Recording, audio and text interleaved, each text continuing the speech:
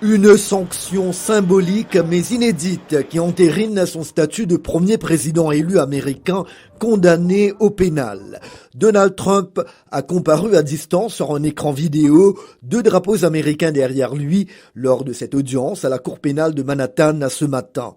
Il a fustigé une honte pour le système, se disant totalement innocent et rappelant qu'il avait remporté le vote populaire à la présidentielle du 5 novembre dernier.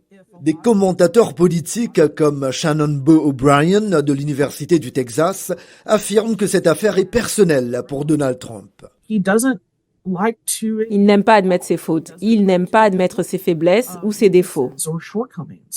Après avoir remercié Donald Trump, le juge Juan Merchan a rappelé les circonstances uniques et exceptionnelles de la situation et les protections légales dont doit jouir un président des États-Unis. Mais ces protections ne donnent pas le pouvoir d'effacer un verdict, a-t-il ajouté.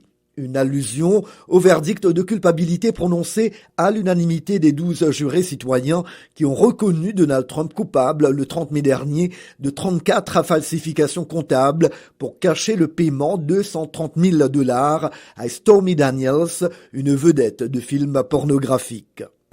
C'était une honte. La seule peine légale qui permet d'entériner un jugement de condamnation sans empiéter sur la plus haute fonction du pays est la dispense de peine, a ajouté le juge Merchan avant de souhaiter bonne chance à Donald Trump pour son second mandat. Je pense que le message qui est vraiment véhiculé ici est que personne n'est au-dessus de la loi et que le processus a suivi son cours et est arrivé à son terme.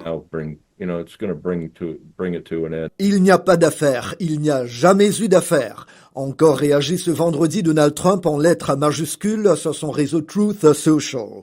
Jusqu'au dernier jour et jusque devant la Cour suprême à Washington, les avocats du 45e et bientôt 47e président américain ont multiplié les recours en brandissant son immunité présidentielle passée et à venir afin d'empêcher le juge new-yorkais de sanctionner leurs clients. Ils avaient déjà indiqué que Donald Trump ferait appel.